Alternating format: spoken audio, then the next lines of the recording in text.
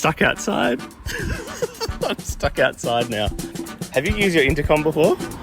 A sec. There we go. Jasmine Angelucci is the bargain hunter. Jasmine is a pretty cool cat. She's got the eye for fashion and style. And as the bargain hunter, she lives out her passion for styling your wardrobe and your house by shopping smart and just not spending an absolute arseload of money. And with the cost of living rising, she's definitely one to follow, and her 30,000 plus Instagram followers clearly agree. But there's another side to the bargain hunter. By day, Jasmine is a criminal defence lawyer, and she's been recognised numerous times as one of the leading criminal lawyers in the state. She's in court every day representing people charged with some of the most serious crimes that you can imagine. Now, am I a style icon? Obviously. But our bond has come mainly from a shared love of the absurd and dorky. So this episode of Cooks, it's got it all. It's got fashion, it's got courtroom drama, absurd dorkiness. It has truly got it all, much like Jasmine herself. So enjoy this episode as Jasmine Angelucci, aka the bargain hunter, cooks. Jasmine, thank you for welcoming me into your home. Thanks for coming. Your lovely home. And it's a Sunday morning. I kind of feel like it's kind of sacred time. I am more than happy to do it. It is a sacred time, which is why... There we go. That's why. There you go. A sacred meal is being prepared. Before you crush what is inside that garlic crusher, and spoiler alert, it's garlic. It's so strong. I put 3 cloves in there. I was trying to multitask. What are you cooking for me today, Jasmine? Nonna's sugo. Oh, yes, please. Yep. Yes, please. Nonna's quick sugo, though. Okay. Because there's 2 variations to it. There's the passata one, where you can either use like a homemade tomato passata, when you see the Italians do tomato day, or you can do the tin tomato version, which cooks up a lot quicker because you don't have to boil it for about an hour to really cook through the tomato. And that's what I'll be making you today, the tin tomato version. Now, for the uninitiated, sugo is? Sauce. There we go. Like a pasta sauce. Right. Lovely. And sugo can come in various examples. You can have bolognese, you can have a veggie one, you can do a seafood sauce. Like a lot of pastas just have the different, the carbonara sauce. But this is just your old school tomato. And pasta. And the importance of sugo. Yeah. Like I feel that today. Yeah. We're going to learn something, and by we I mean me. Going to learn something that's kind of like should be a staple of your cooking. It is, yeah. Like know how to cook steak well. Yep. And I reckon know how to cook a sugo of some description. Would you rank it somewhere there in terms of importance? In terms of, I guess what hangs on this is how important pasta is to you and how integral it is to your diet. How important is pasta to you? Look, even though Daniel and I have Italian background, I wouldn't say we eat it a great deal because we're pretty carb conscious, and we even though it is a really quick and easy meal, we probably we try to stray away from it on weeknights. We'll tend to stick to veggies or a steak or a meat or something like that. But on the weekend, pasta to me is like water. Yeah. So my diet is basically water, bread, and pasta. Yeah. Well, there you go. How's your toilet visit? It's honestly, it's like a building site when you see the concrete mixer going on. It's like that. So nice. Everyone's getting hungry. Okay, and so what ingredients have we got? We've got the... All right, so we've got garlic. That is a must. Everything's kind of a mano, as you say in Italian, so you just go by hand. I can't sit here and tell you 1 tablespoon of this, 2 cloves of garlic. It's really contingent on how many people you want to feed, what kind of flavour punch you want in it. I want to make mine extra garlicky today, so I'm putting a little bit more garlic in there.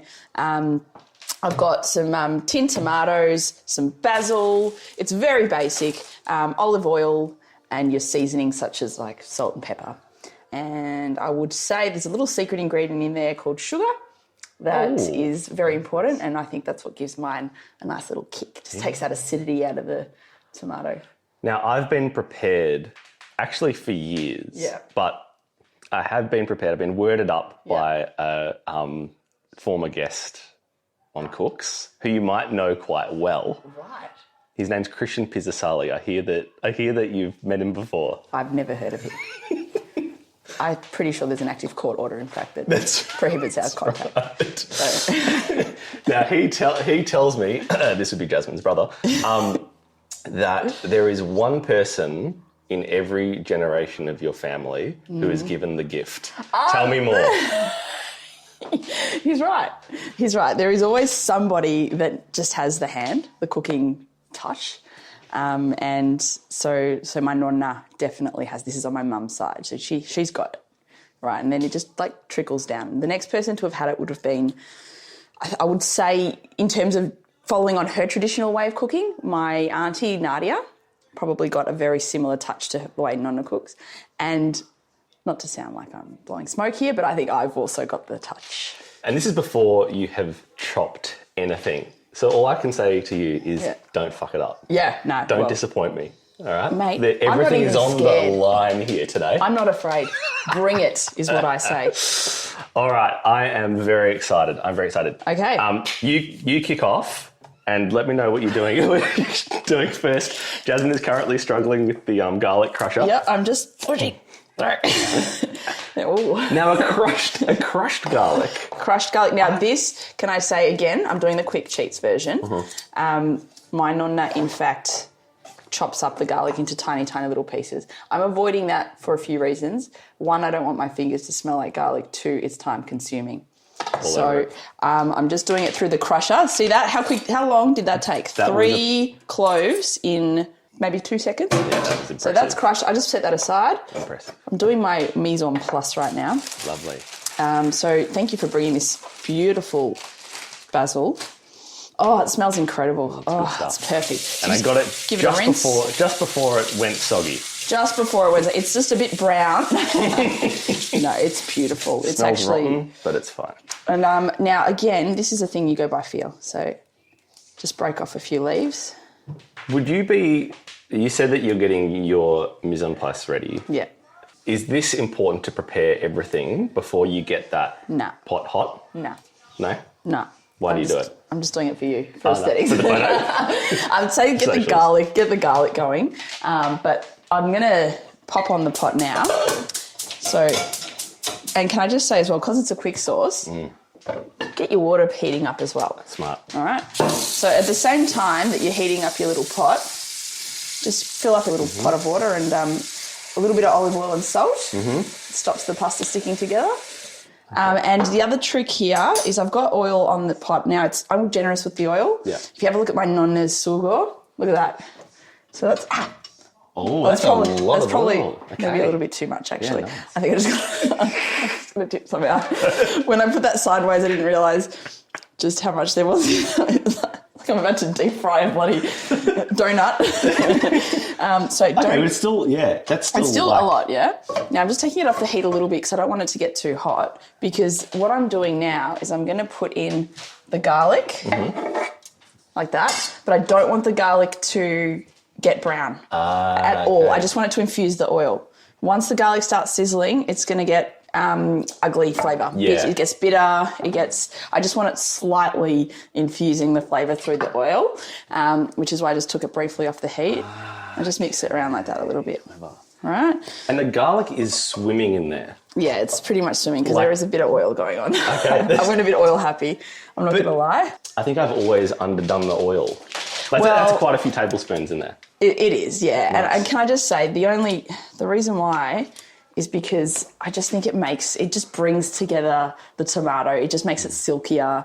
And I mean, it's once you dilute that down and it's still, spread across pasta as well, it's really not that much. Come on, let's get real. So I've just popped in some tomato paste now. So as you can see, again, it's just kind of swimming around in that garlic. Oh, yeah. That's too much oil, I think. So this is quite a gentle little start to the cooking. Yeah, it is. You know what this is? This is a real flavour base. Jazzy, if you can multitask, because we didn't get off to a good start with multitasking. No, we didn't. But you were on Cooks in your role as the bargain hunter. Yes. Right. Yep. And there's so many things that I want to ask you about. But go for first it. is Your bio on your Bargain Hunter Instagram, which has like 30,000 followers, no big deal, says lawyer by day, bargain lover by night. And then under that, living La Vida high-low. That needs to change. So I want to ask you everything Bargain Hunter related. Yeah. But first off, I'm intrigued by the lawyering. Yeah. So what sort of lawyering do you do? I am a criminal defence lawyer. And this isn't the sort of job where you're sitting down in some back office pushing paper and pens. No. What does a typical day look like for you? That's the beauty of this job. Every day is different. So I can't even tell you what a typical day is. But if I was to get the main points of each day, go to court. If your client's in custody in the cells next to the court or under the court, you go and visit them first, have a chat to them. You will do the court appearance for that client, no matter whatever it might be, just say you're pleading guilty to a charge. You run that plea hearing. If your client's not in custody, then you both are lucky enough to walk out the front door of the courtroom again, shake hands and both be on your way. So we've got people coming to us at maybe the worst point in their life, the lowest, when they're, facing a court hearing date. They've been accused of something pretty serious. They might be staring down the doorway of a jail cell, ready to go in. And so we are essentially there helping them navigate the criminal justice system. It's a big and heavy and demanding caseload. It's not for people that, if you might find that stress levels, or you might be a little bit less resilient to high stress, then it's not a job for you. Also, in terms of subject matter, it's really intense stuff we're dealing with.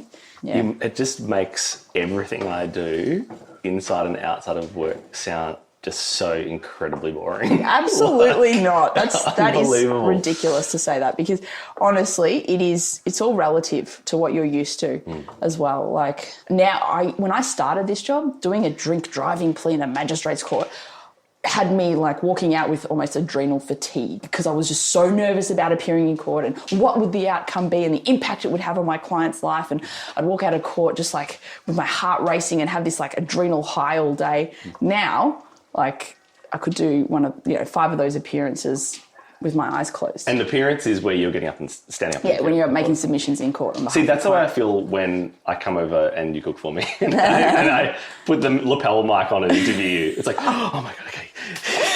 But you got the ingredients. I'm like, what am I going to ask her about? Like, that's my adrenaline rush. I'm secretly, don't even get me started here with the sauce and how much I'm schwitzing over screwing this up. You give me a stern word at the beginning.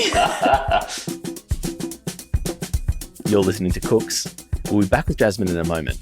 But for now, I want to give a really big shout out to our new Patreon members. We've got Laura, Emma, Daniel. Thank you, the 3 of you, for supporting the show. And Daniel takes the crown. Huge shout out to you for being the very first Patreon supporter of Cooks. Patreon supporters get bonus content featuring each guest.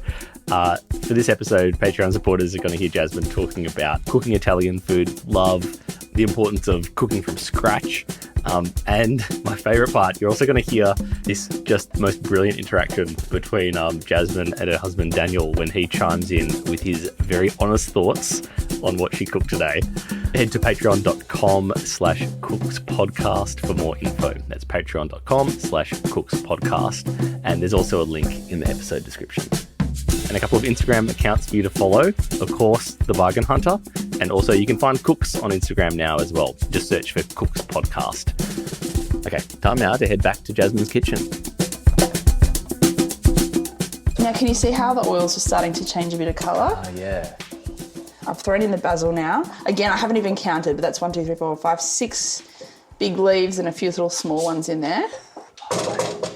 And just letting it really, really, really lightly simmer through. Okay. Yeah. Beautiful. All right. Wow. So you were building the flavours from the very start. Yeah, you build. You don't throw it all in together. You've got to let the heat kind of release each step of the way, like a new flavour, and let them kind of gel together. I can't think of doing it any other way, to be honest. And if you were doing other things, you could, if you're building, you could do say you want to throw prawns and seafood. All I would do is just throw that in there, cook that amongst that base, and then you've got yourself another sauce. So it's really adaptable. Like it's a recipe, or sometimes I've done like a chorizo and roast veggie type one, like those, you know, capsicum and zucchini and stuff. And you just, again, throw it in on that base and you're good. So this sugo that you're cooking is kind of, this can be is like a cornerstone, right? It is. Of like, however you want to adapt it. You can really, like a lot of Italian cooking does start with the same base, which you've probably heard already about. Well, no, not really. See, like, Christian introduced me to the sofrito base. Yeah. And I didn't realise that was a thing. Yeah. So I was expecting the carrot, onion and celery today. Yeah.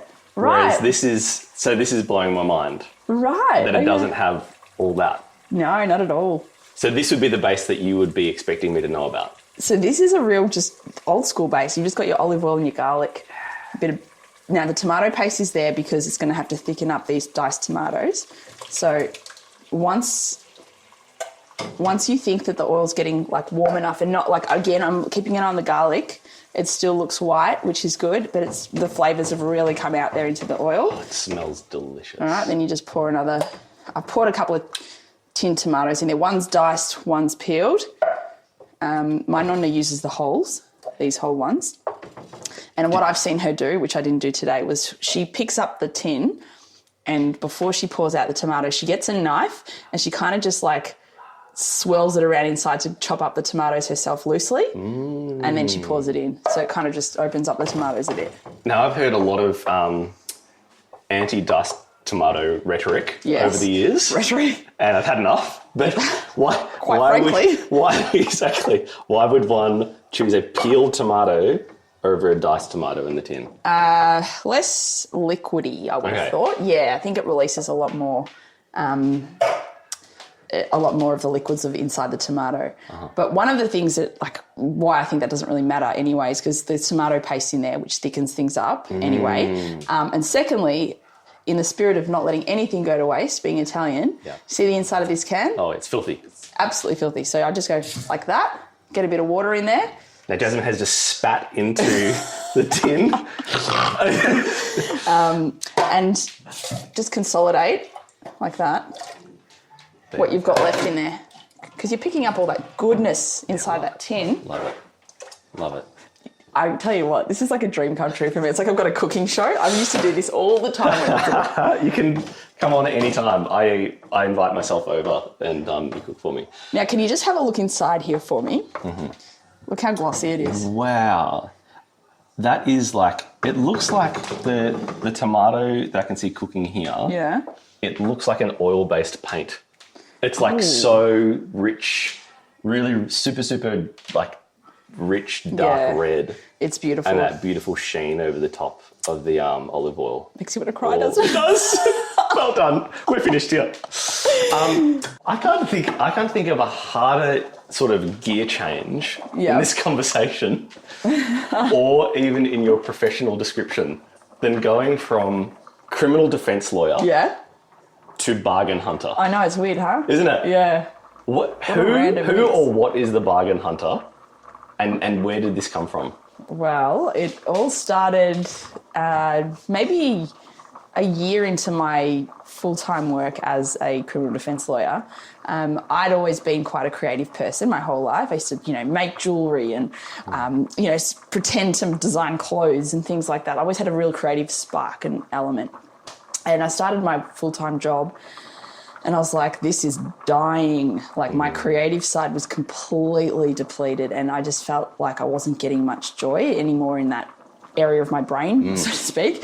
And so I thought, why not just start this page? I've always been big on trying to hunt down a bargain and try to, I've always been against that philosophy of paying more than what you need to in the name of owning a label or something like that, when you can easily, if you just inform yourself a bit better, you can find yourself some really good quality things if you're savvy enough with where you shop.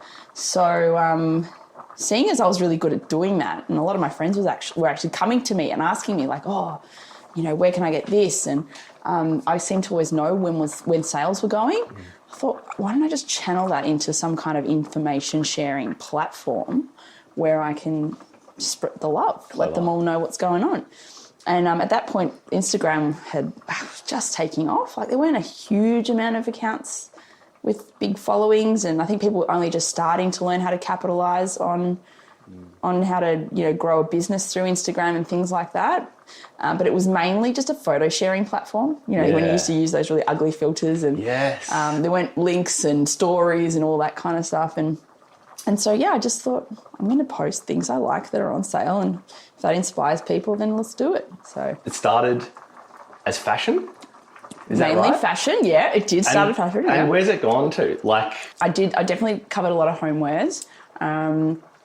Mainly female-based audience as well.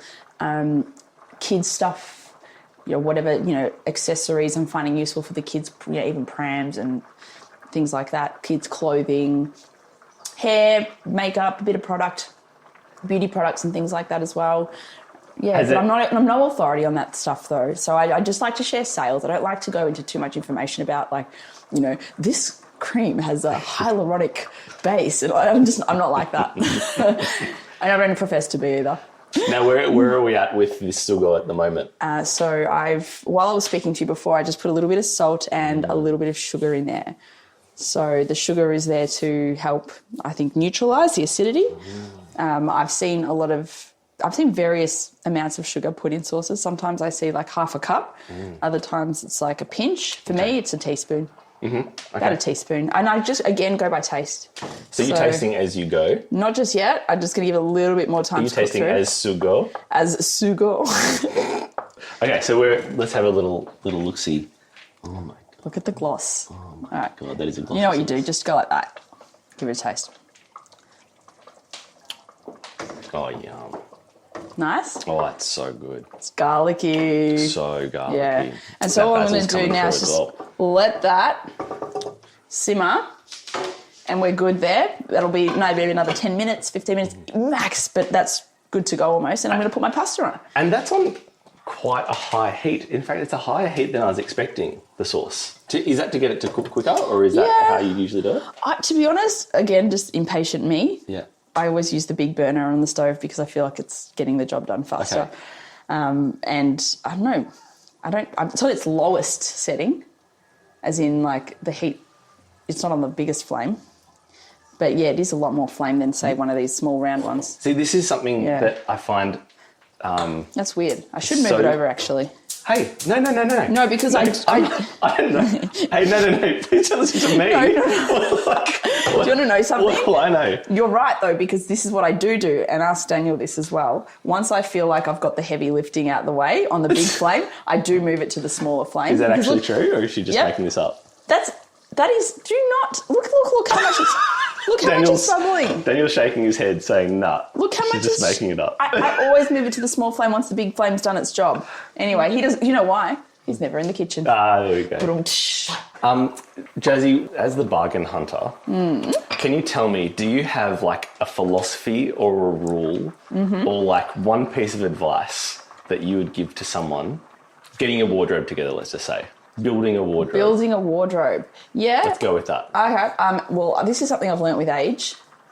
God, that makes me feel old. But I think it's not worth buying those cheap little seasonal pieces. I've made that mistake far too many times. I continue to make it. I see something really cheap and I'm like, that's really in this season too. I may as well just get it and enjoy it. And 9 times out of 10, it will not see the light of day the year after. Because the quality's gone down, it's out of season, inverted commas, and therefore no longer cool to wear. And so I've realised that you've just got to build like a capsule wardrobe in a way. It's like something that's just going to stand the test of time, that's got really good quality compositions.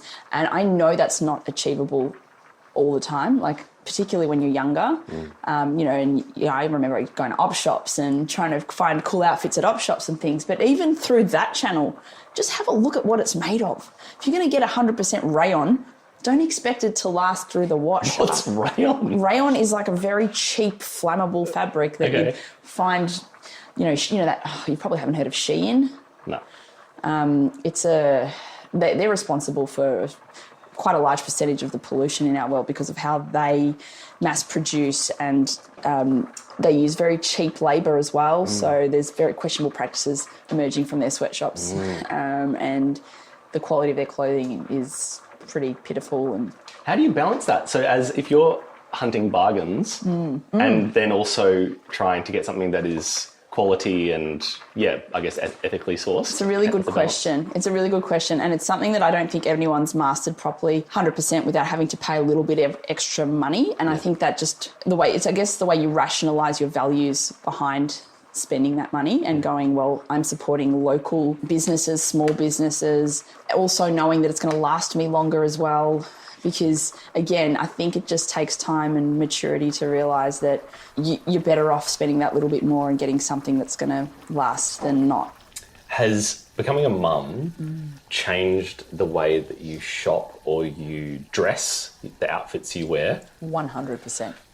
It's a thing. I actually made this observation to my friend yesterday. I said, I get now why when we were younger we'd look at mums and be like, oh, mum's a daggy. But it's only something you can appreciate once you do become a mum. And it's just about practicality now. It's really about what I can get on the fastest, what I don't care about getting dirty, what I'm going to be comfortable in while I'm picking up kids, putting them down, running around. And that I don't care if it gets wrecked, sometimes we're painting or, it gets sneezed on or they wipe their nose on my top, and it's gross, but it's just what I have to factor in now with day to day. So you're almost like reverse engineering your wardrobe, because I feel like as a parent, it's almost a matter of like, maybe pre-kids, you'd be like, as a guy, you'd be like, I really love this shirt. So I'll start with that shirt, and then I'll chuck on whatever around that. And now it's like, okay, I've got to accessorise with yogurt and snot. Yeah. So what's going to go really well with yogurt today?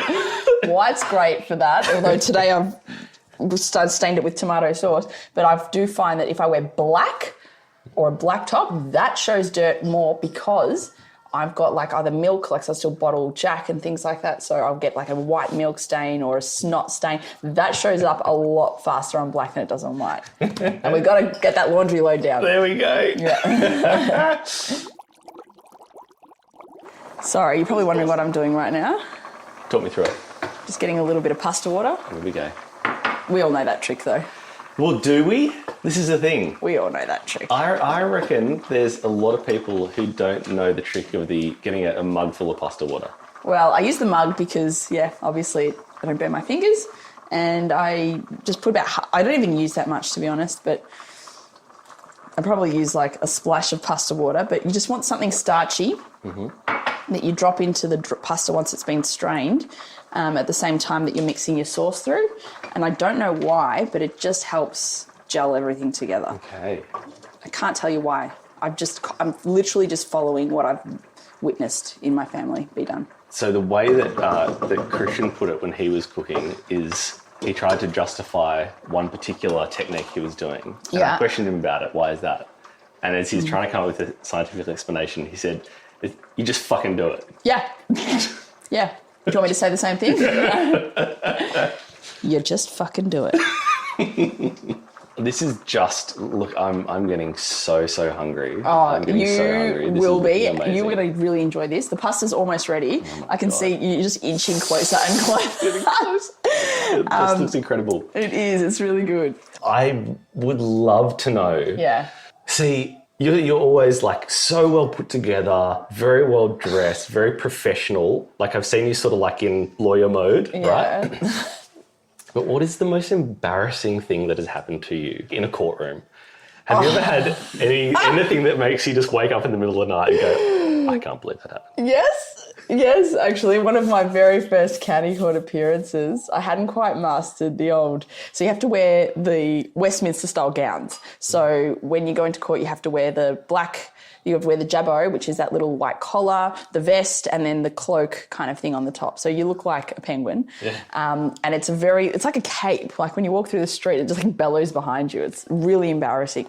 Anyway, the chair at the bar table, they had little rollers underneath so you can roll back and forward. And I just kept forgetting that the cloak was long. And so it would constantly get stuck under the wheel of my chair. And one of my first appearances, I think I lost count how many times it happened that it almost didn't become embarrassing anymore. It became like this running joke between the judge and I. So I'd go to stand up, and the first time I went to stand up, the cloak was stuck under the wheel, so much so that it flipped the chair from the ground up. So I stood up, like imagine standing up going, yes, Your Honour, like with all this enthusiasm and gusto, and the chair underneath me just goes, crack! Just literally flips to its side, and the whole courtroom just like, ooh. Like it was really embarrassing. And then each time after that, I just kept standing up and like I'd get like jolted back, like my neck was, it's like I was on a fishing line or something. It's like being on a leash. Yeah, it was like being on a leash and like being pulled back by this bloody cloak that kept caught under the wheel of the chair. Unbelievable. Yeah, so that was really embarrassing. Like I remember just going, oh my God, he must think I'm so stupid that I can't even stand up. I think there's nothing funnier than someone falling over. So that to me is like, that's peak funny. Classic. That is peak funny. Slapstick. I might strain the pasta while we're talking because I think I've overdone the pasta. Let's get my scuola pasta. What's a scuola pasta? Scuola pasta is the Italian word for... Pasta school. Pasta school, that's right. So you just... That is a strainer. See all that steam? Oh, yeah. Do you keep much or any of the water as you're straining it? Or do you like to get it all out? Do you have to keep a little bit in? I like to kind of give it a good 30 seconds. Okay. Enough to keep it still pretty slippery. Okay. So nice. About 30 seconds. See how it still moves in there? It's not dry. Oh, yeah. I don't want it claggy. Yeah. But the key here now is I don't even know why I put a flame on to do this. You don't really have to. But I put the back on a flame. And this is all very fast moving. Put a little bit of pasta water. And then I just pour. So you've poured the pot of the sugo into the pasta. Into the pasta. Pasta water. Yep. And the flame on. And the flame on because I don't know why, but I feel like that heat just lets it bubble through and again like thickens it up a bit more.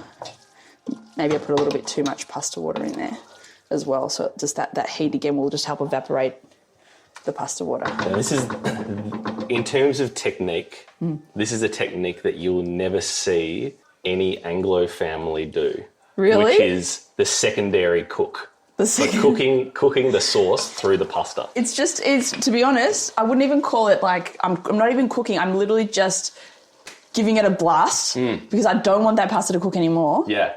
Just giving it a little bit of a blast to thicken that sauce up with the pasta water and get it going all, having a good time together in there. But you know what? Fuck it, I say. Let's put the rest of the sauce all in there too. Let's just get it really saucy. So I'm imagining that what's happening here is all of the sauce is getting like evenly distributed. Is that what we're doing? Coating each spaghetti nicely, just really, even that, I feel like that last little extra blast of heat also gets the spaghetti soaking up a bit more of that sauce as well. Let's get you a bowl. Oh, here we go. Let's get you a fork and a bowl. Oh, get me a fork and bowl. You want to crack open a glass of wine as well while we're at it? Crack open a vino. Daniel's looking at him, he's already got the placemats out. He is ready. Now, you're a very good assistant, Daniel. Another thing you can do if you want is put some fresh basil on the top, but that's, neither here nor there. It's not really. All right. And don't worry about pouring the extra sauce on the top. This one's yours, Pato. Oh my God. And there is such a lovely amount of sauce still in there. That is not a dry pasta. Not at all, no. Oh, look at that. Thank you so much. Enjoy. Can I be really uncivilized and ask for a spoon as well? Oh, mate. I'm a fork and spoon. Now, do you want some grana cheese as well? Do you want grana cheese? Oh, yes, please. Yeah? Thank you so much. Let me get some of that. My mum always drops off a bit. Here we go. This is like the ones that my Nonna, grates. Really? Yeah, still smell it. It's really funky. Oh, yeah. It's like the grana. It's good, though, but it's very strong. So is this a grana potato? Is that what but before you have that, because it's quite overpowering, I recommend trying the spaghetti first, and then you can add it. That's just my little tip. Okay, here we go. Let's try this bad boy. That is so delicious. Really? You like? That is incredible. I reckon it needs a little bit more sugar. Okay. I'm happy with it, but I can still taste acidity in there. Really? For me, should have put a little bit more sugar to counteract that acidity. But And would you add anything on top in terms of condiments? yeah, chili, Yeah. like a chili oil. Sometimes some like chili flakes, dry chili flakes are nice too. Otherwise, the grana padano cheese, which is here if you want to add some. Yeah, Just use your hands. might put a bit of cheese on top. And it's very strong. This is like the legit stuff from the Italian deli. Oh yes. I like a good funky flavour. Well, a bit of funk happening there. that will definitely take you to funky town. Are you? Are you a? Oh, do you know what? We should crack open a little Vino. vino. Let's do it. I am all for it. Okay. I've been eating awfully today. Look at this. First a caramel hot cross bun, now this. And wine, and it's not even 12. Oh, well. Nailing adulthood. YOLO. Here we go. Oh, this looks like a nice drop. That's a little Pinot. Pinot. Cheers. Jasmine, Cheers. thanks so much for joining Cooks. Absolute pleasure. Thanks for coming. It's been so much fun. I've learnt an absolute bunch, and I'm going to go back and listen to this episode again and again and again to just nail this layering of flavour that you have done. I hope you do. And I hope that your family enjoys this recipe. And my children and my children's And your children. children's children. My children's And your children's children's children. That's Cooks. Thanks for listening.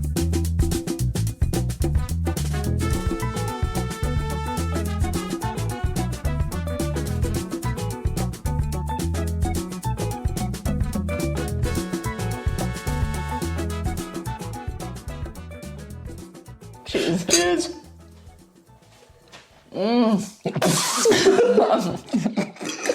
That's disgusting wine.